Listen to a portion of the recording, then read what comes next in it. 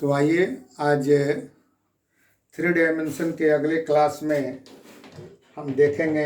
Question आपको board पर लिखा हुआ है कि find the angle between two lines whose direction cosines are given. अब इसी क्वेश्चन को 2-3 तरीके से पूछा जाता है। चूंकि जगह कम है, बोर्ड छोटा है तो हमने ऐसा एक ही बार में लिख दिया, find the angle between lines whose direction cosines are given. अब उसी में direction cosines are L1 M1 N1 L2 M2 N2 दे सकता है, या कहेगा कि prove that direction cosines of two line is equal to L1 M1 N1 L2 M2 N2, then prove that cos theta is equal to L1 L2 plus M1 M2 plus N1 N2 करके। इस तरीके से 2-3 तरीका है इसको पूछने का, लेकिन सबसे सुटेबल तरीका जो हमको समझ में आया कि जगह की कमी में हम लोग ऐसा कर सकते हैं, तो हमने क्वेश्चन को लिख दिया आपके लिए बोर्ड पर कि find the angle between two lines which direction cosines are given. यही 2 लाइन आप फिगर में देख रहे हैं कि एक AB है और एक AC है, इसके बीच का एंगल थीटा है। तो ये दोनों लाइन स्पेस में है, तो हम कैसे इसको निकालेंगे। तो हम लोग आते हैं सॉल्यूशन पे। Let AB and CD are two lines whose direction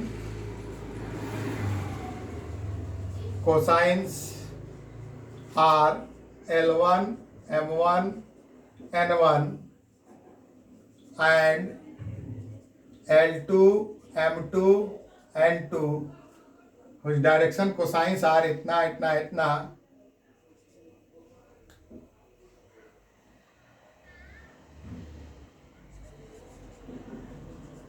given दिया गया है।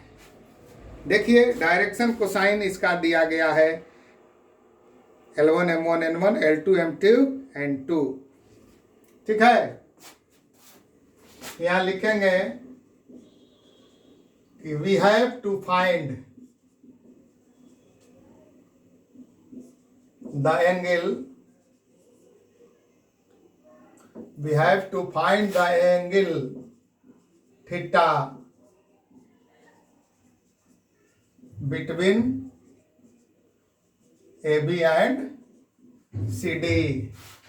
हम लोगों को AB और CD के बीच का एंगल थीटा ज्ञात करना है। हो गया? AB और CD के बीच का एंगल निकालना है।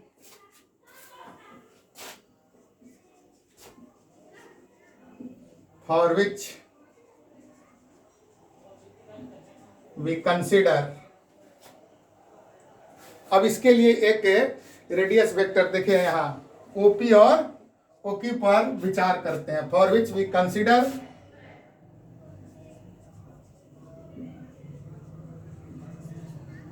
Radius vectors OP and OQ।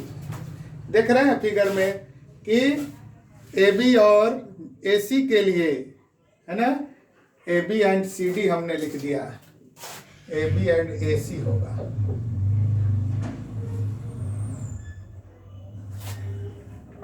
AB and AC,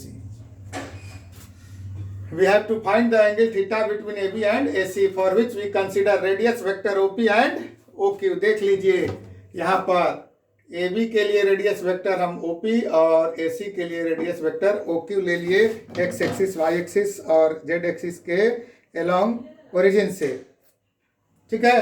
consider radius vector OP and और OQ कहाँ से? ओरिजिन से।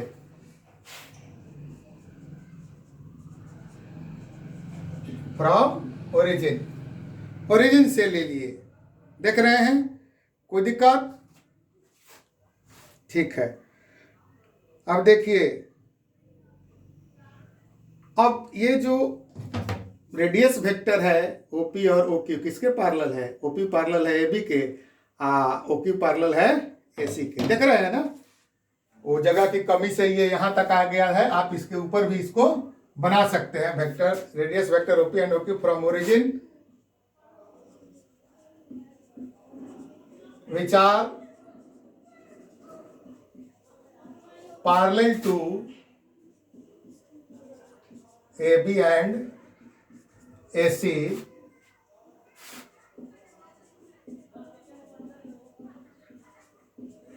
respectively, जो क्रमशः AB और AC के पैरेलल है।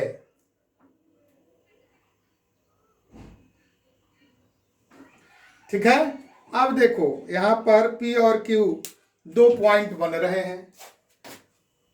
OQ और OP जो है यहां दो पॉइंट बन रहा है, तो P का कोऑर्डिनेट ले लीजिए x1 y1 z1 और Q का कोऑर्डिनेट ले लीजिए x2 y2 z2।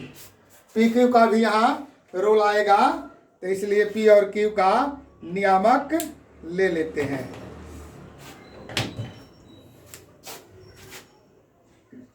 Let coordinate of P and Q are x1 y1 z1 and x2 y2 z2। अब देखिए हमने P और Q का कोऑर्डिनेट ले लिया, एकदम क्लियर दिख रहा है। P और Q का कोऑर्डिनेट ले लिया x1 y1 z1 x2 y2 z2। ठीक है,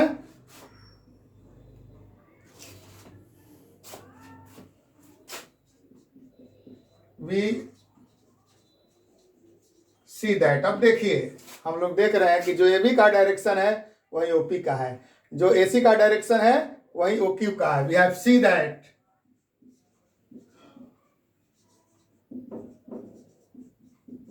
the direction of OP and OQ are same as that of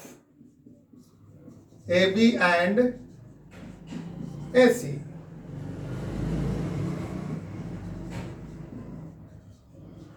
respectively हम देख रहे हैं कि AB OP और OQ का जो डायरेक्शन है वह हमारा AB और AC के डायरेक्शन के बराबर है।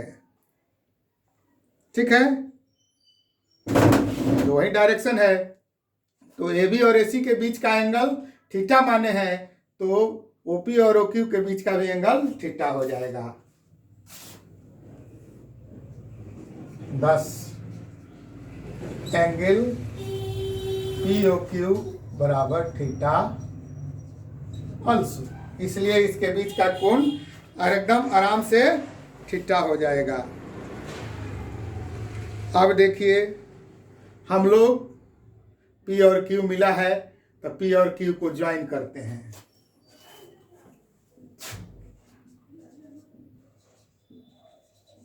Joining P to Q, P to Q and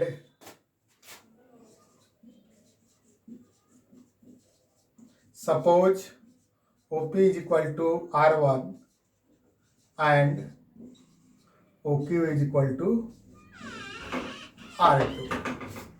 OP का डिस्टेंस R1 और OQ का डिस्टेंस R2 मान लिया। अब देखिए P से OZ पर एक परपेंडिकुलर ड्रॉ किए हैं। ठीक है,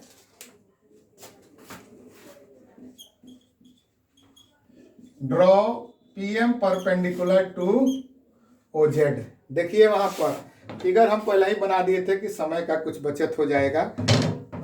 PM परपेंडिकुलर खींच दिए OZ पर, तो OM का डिस्टेंस क्या हो जाएगा? OM का डिस्टेंस हो जाएगा Z। सो ओ एम बराबर जेड, ओ एम का डिस्टेंस हो गया जेड। और एम ओ पी मान लेते हैं कि एम ओ पी बराबर गामा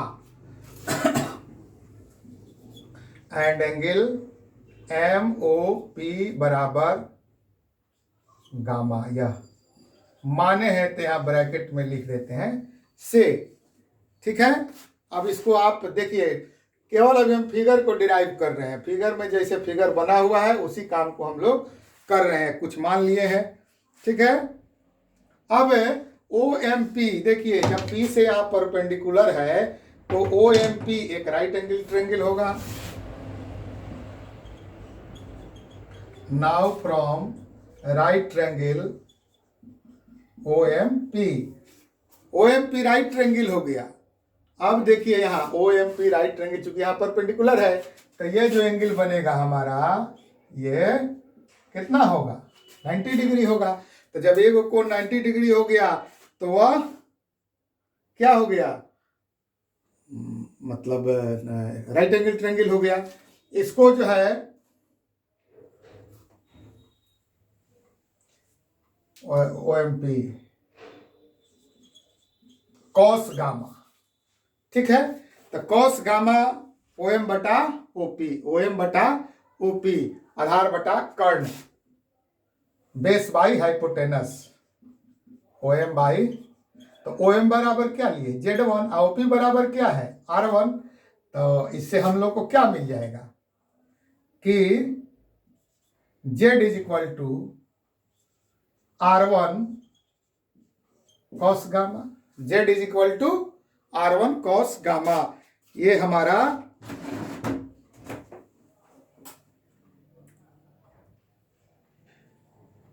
R1 कॉस गामा,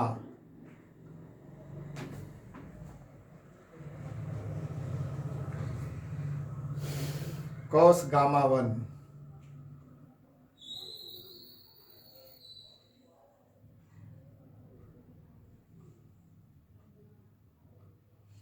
तो cos gamma, cos alpha, cos beta, cos gamma, है ना। डायरेक्शन कोसाइन याद होगा आपको, cos alpha, cos beta, cos gamma, L M N.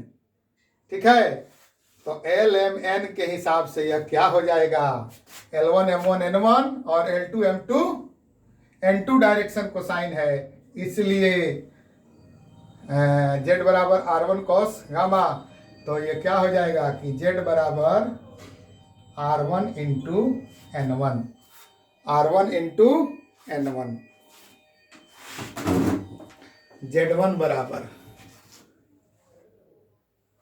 यहाँ कर दीजिए Z1, क्योंकि हम काम भले ही इससे कर रहे हैं लेकिन सब कुछ यहाँ इसका ले रहे हैं Z1। ठीक है, उसी तरीके से जब Z1 बराबर R1 N1 हो गया तो सिमिलरली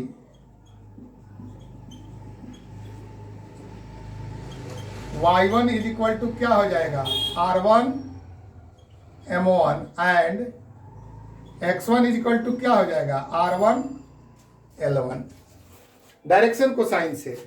ठीक है, cos alpha, cos beta, cos gamma, ये जो है हमारा LMN होता है। तो उसके हिसाब से हमारा X1, Y1 और Z1 का मान निकल गया।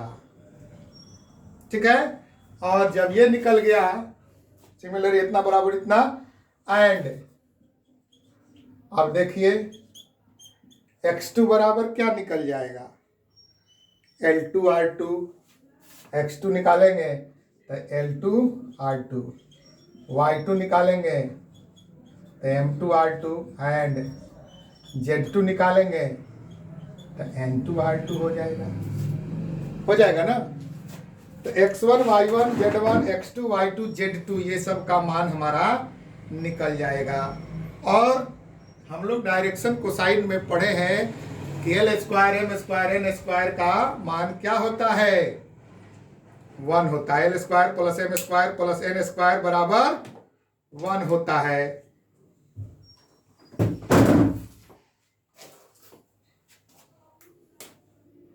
यहां लिखेंगे we have L1 square plus M1 square plus N1 square equal to 1 and L2 square plus M2 square plus N2 square is equal to 1 हम लोग के पास पहले से है। तो इसका हम लोग काम करेंगे। अब देखिए L1 L2 M2 सब का मान हमारे पास है, तो L1 बराबर क्या हो जाएगा, x1 बटा r1 है,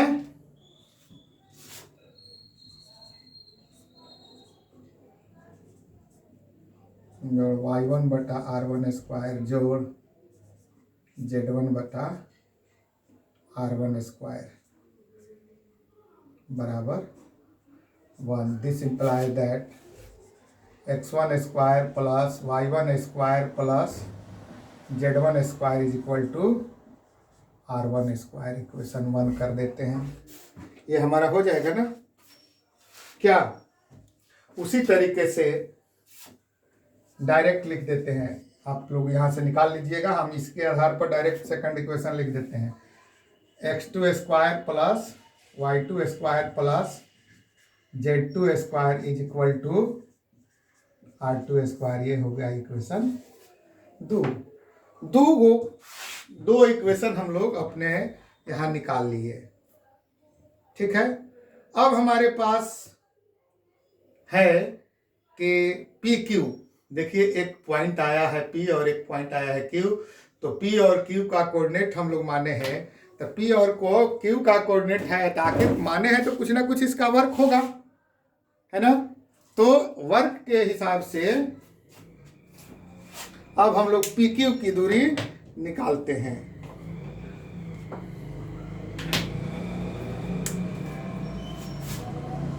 नाउ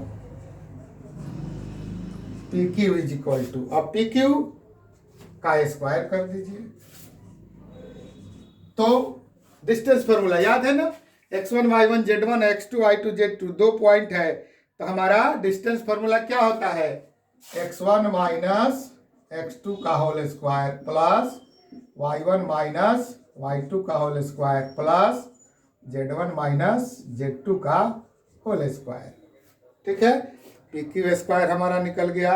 इसको जब तोड़ेंगे तो यह हो जाएगा, आप लोग तोड़ लीजिएगा, x1 square plus y1 square plus z1 square, x1 square plus y1 square plus z1 square जोड़ x2 square plus y2 square plus z2 square minus 2x1 x2 plus y1 y2 plus z1 z2। इसको तोड़ेंगे तो last result हमारा यही आएगा। चूंकि बहुत लंबा होगा और बोर्ड पर जगह कम है, इसलिए हमने इसको डायरेक्ट लिख दिया, ठीक है। अब देखिए x1 square y1 square z1 square कितना है, r1 square plus x2 square y2 square z2 square कितना है, r2 स्क्वायर माइनस 2। अब देखिए यहां पर x1 का value r1 L1 into x2 का वैल्यू r2 L2 प्लस ये क्या हो जाएगा, y1 y1 का वैल्यू, y1 कहाँ है, यहाँ है, r1 M1 y2 का value r2 M2 plus Z1 का value r1 N1 into r2 N2। अब देखिए 2x1 x2 y1 y2 z1 z2 का मान हमने यहाँ पर पुट कर दिया, तो ये क्या हो जाएगा, r1 square plus r2 square minus 2 r1 r2 common ले लेंगे तो यह बचेगा L1 L2 plus M1 M2 plus N1 N2। देखिए थोड़ा सा कैमरा सेट करना होगा, नीचे आ गया है।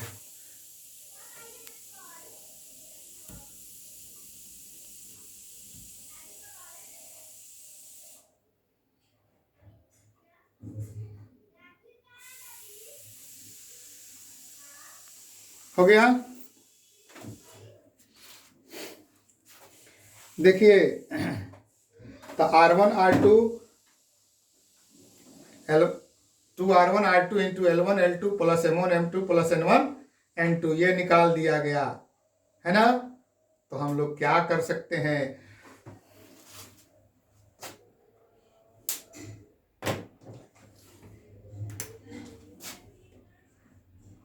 Now bye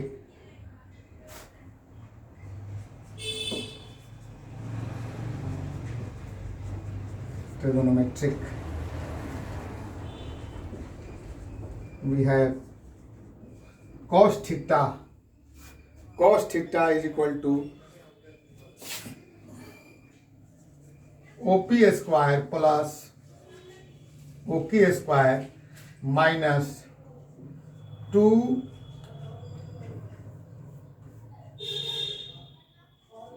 OP into OQ but ना,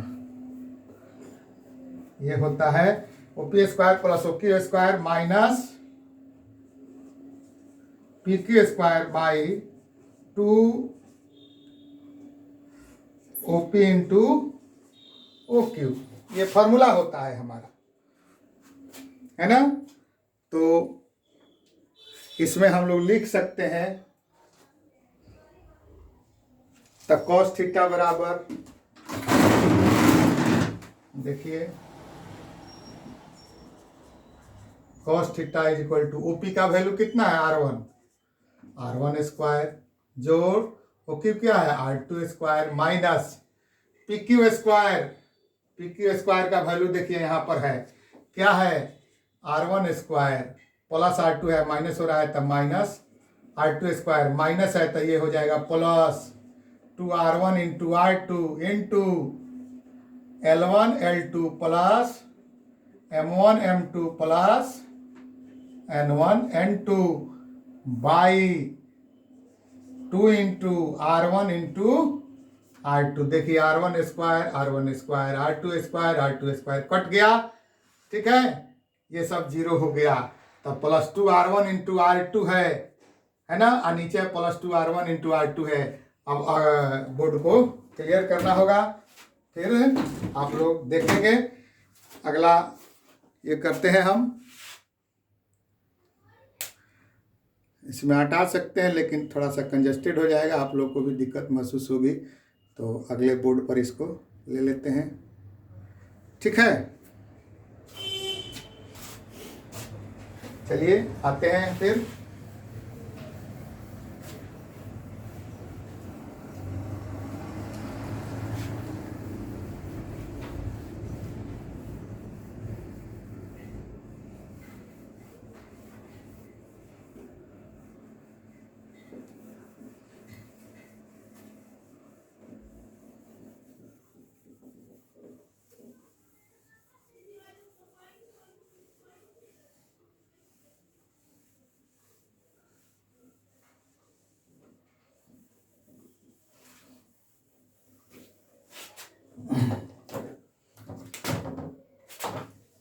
ये देखिए, तो अब हमको आया cos थीटा बराबर, देख रहे हैं, इसलिए अब हमको, अब ये नीचे वाले को लेकर के फिर हम आगे बढ़ जाते हैं।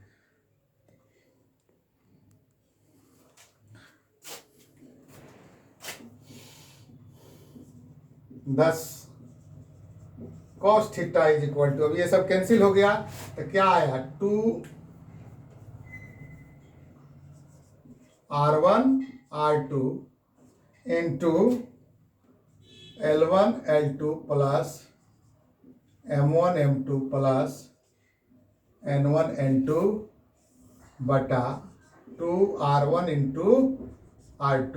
तो ये 2r1 into R2 2r1 into R2 cut गया, तो cos थीटा बराबर क्या बच गया सीधे L1 L2 plus M1 M2 plus N1 N2।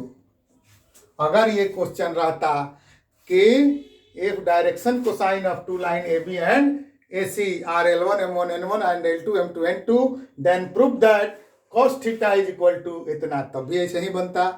और सीधे अगर है कि when direction cosines of two lines are given then find the angle between them, तब भी हमारा यही काम होता।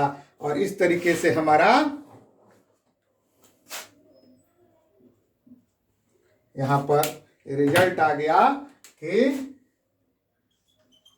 cos थीटा बराबर L1 L2 plus M1 M2 plus N1 N2।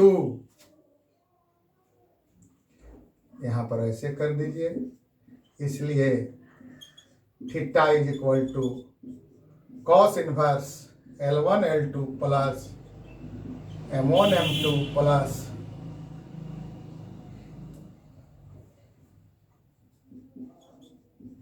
N1 N2, है ना, which is the required angle between two lines whose direction cosines are given।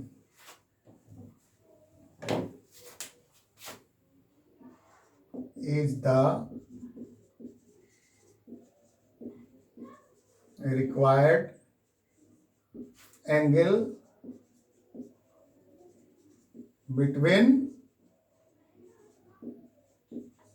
two lines whose direction cosine DC is given।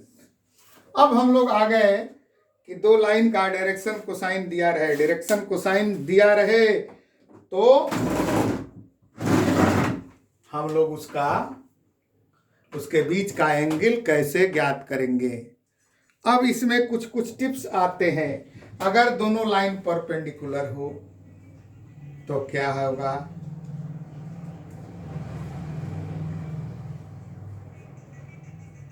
ठीक है।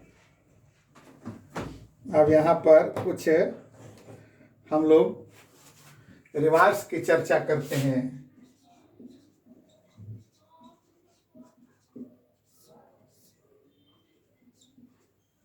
ठीक है, अब देखो ये जो एंगल है थीटा बनाया, अगर यह थीटा एंगल 90 डिग्री हो जाए तो क्या हो जाएगा,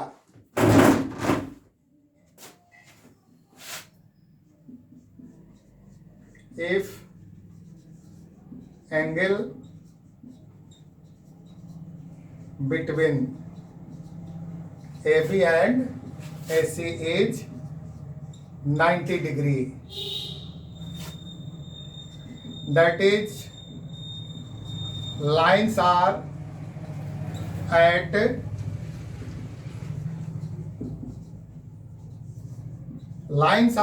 right angle। यदि लाइन जो है राइट एंगल पर हो देन cos थीटा बराबर क्या हो जाएगा, 90 डिग्री हो जाएगा। हैं, cos 90 डिग्री बराबर क्या होता है, बोलिए, cos 90 बराबर 0 होता है। तो इसलिए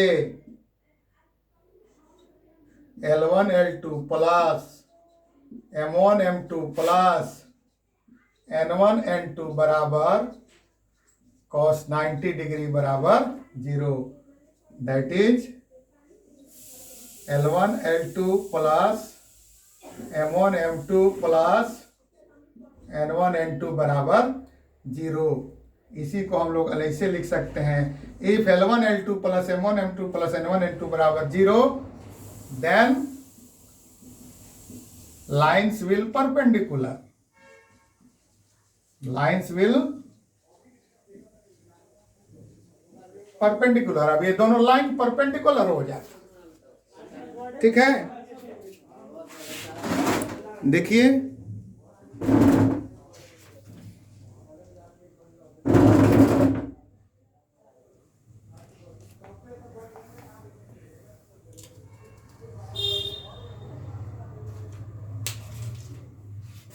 दूसरा इसमें हम आपको कंडीशन एक समझा देते हैं कि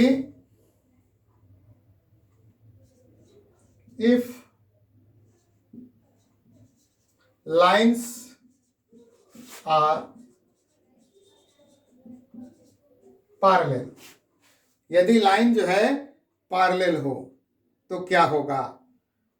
ठीक है, तो क्या होता है,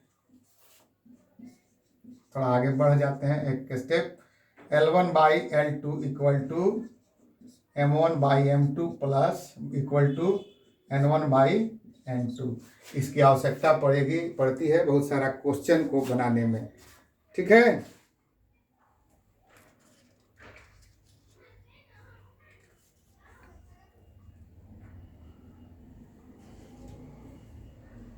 अब देखिए, अब कहिएगा कि कितना हो गया, तो यहाँ पर हम लोग साइन थीटा बराबर 0 करके निकालते हैं, तो वो साइन थीटा हम निकाल ही देते हैं।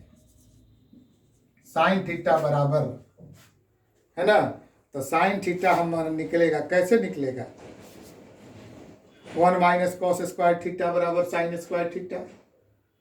ठीक है, तो क्या हो जाएगा,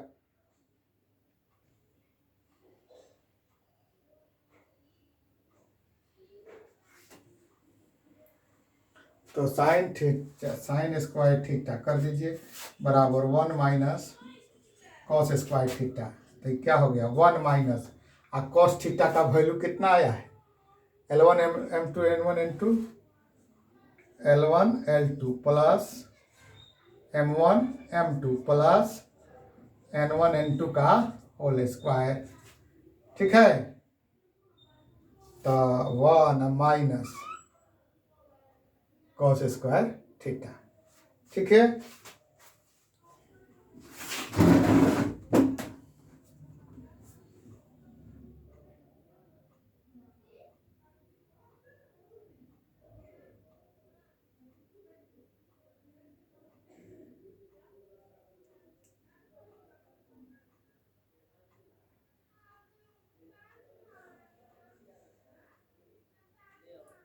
इसको हम लोग यहाँ पर डायरेक्ट नहीं करके लेग्रांजियन आइडेंटिटी का प्रयोग कर दें।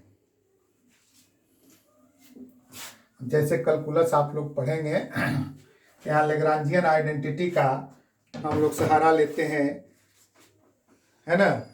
यह जो है 1 माइनस कॉस स्क्वायर थीटा बराबर साइन स्क्वायर थीटा होता है। तो साइन स्क्वायर थीटा बराबर 1 माइनस कॉस स्क्वायर थीटा, यह भी नहीं लिखिए, सीधे लेग्रांजियन आइडेंटिटी का प्रयोग कर देते हैं। Lagrangian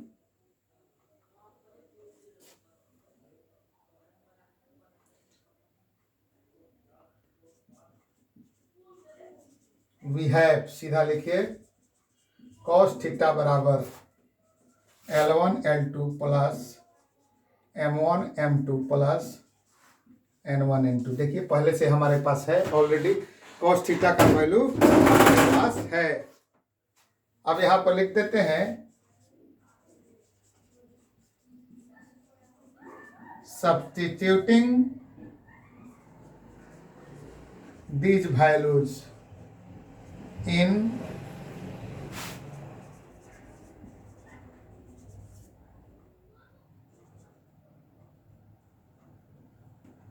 Lagrangian identity, we get 1 minus cos square theta is equal to, अब 1 minus cos square theta Lagrangian identity में इस मान को रखते हैं, तो M1 N2 minus M2 N1, M1 N2 minus M2 N1 का whole square plus N1 L2 minus N2 L1 का होल स्क्वायर प्लस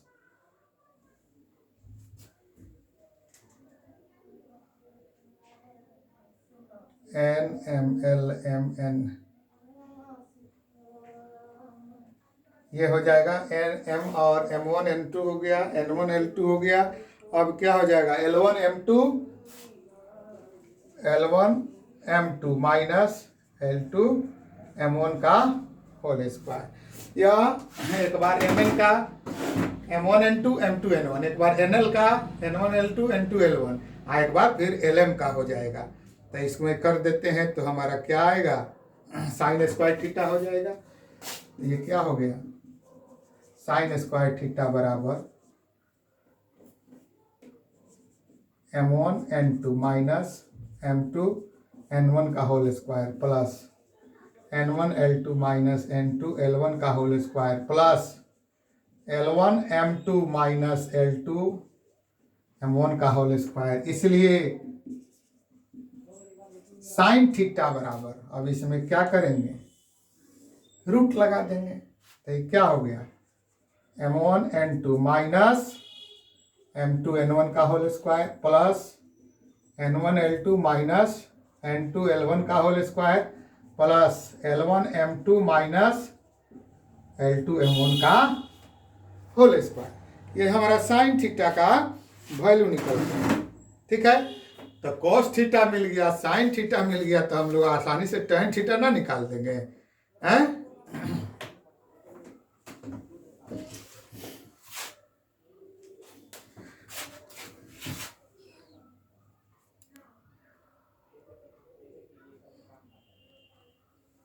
अब देखिए यहाँ पर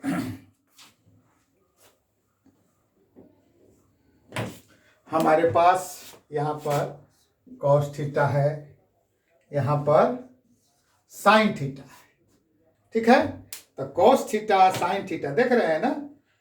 तो नाउ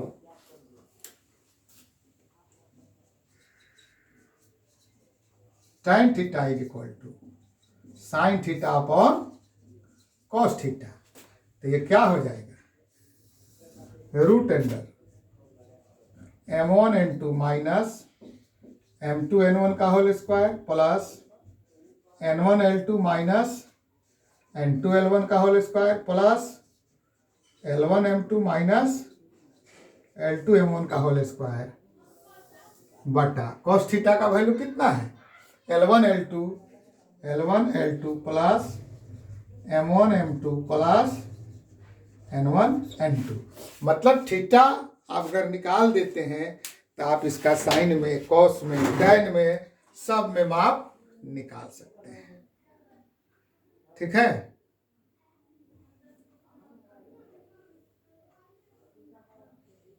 ठीक है। और यह question BSc first part honours, BSc first part subsidiary दोनों सेशन 20-23 और 21-24 के बच्चों के लिए यह काफ़ी हेल्पफुल है। इसके अलावा डायरेक्शन कोसाइन हमारे 12 के बच्चों को भी पढ़ना है, जो अभी 12 में जाएंगे या जो 12 की परीक्षा देने जा रहे हैं, उनके लिए यह थ्योरम जो है हेल्पफुल है, क्योंकि इससे रिलेटेड क्वेश्चन जो है हमारे परीक्षा में पूछा जाता है। ऑब्जेक्टिव में बहुत सारा, इसका बहुत सारा टर्म है जो ऑब्जेक्टिव में आ सकता है ना, BSc में भी या 12 के छात्रों के लिए भी। तो इसको आप ध्यान देंगे। कल जो है इसमें हम आगे आपको बताएंगे अगला क्लास।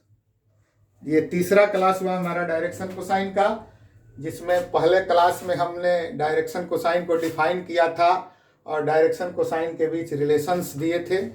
अब जो है L² plus M² plus N² equal to 1 दिए थे। उसके पहले हम डायरेक्शन कोसाइन का डिफिनीशन दिए थे, उसके बाद डायरेक्शन रेशियो पढ़ाए थे। तो डायरेक्शन कोसाइन का डिफिनीशन पहले क्लास में जो दिए थे वो वीडियो लेक्चर नहीं था, बाद में उसको वीडियो लेक्चर के वो लोड नहीं कर पाए थे। तो डायरेक्शन कोसाइन के बीच रिलेशन के बाद वाले सेशन में उसको हम जोड़ दिए हैं, और उसके बाद अगला क्लास हम डायरेक्शन रेशियो के बारे में दिए हैं। फिर ये आज तीसरा क्लास हो गया, जो डायरेक्शन कोसाइन अगर दिया गया हो किसी दो लाइन का तो उसके बीच का एंगल कैसे निकालते हैं, ये आपको हमने यहाँ पर बताया हमें उम्मीद है कि ये आपको समझ में आ गया होगा। नहीं समझ में आएगा तो आप हमसे संपर्क कर सकते हैं। जब क्लास ऑफलाइन होगा तो कॉलेज में संपर्क कर सकते हैं या हमसे पर्सनल मिलके अपना डाउट क्लियर कर सकते हैं। लेकिन उम्मीद है कि इतना पर ही आपको बहुत सारी बातें समझ में आ गई होंगी। इसका उपयोग आप करेंगे और लाभ उठाएंगे। ठीक है, गुड नाइट। सब लोग कोविड प्रोटोकॉल में का पालन करें और कोविड अनुरूप व्यवहार में रहें, अपने घर में रहें, सुरक्षित रहें। आपका कोई कोर्स पीछा नहीं होगा।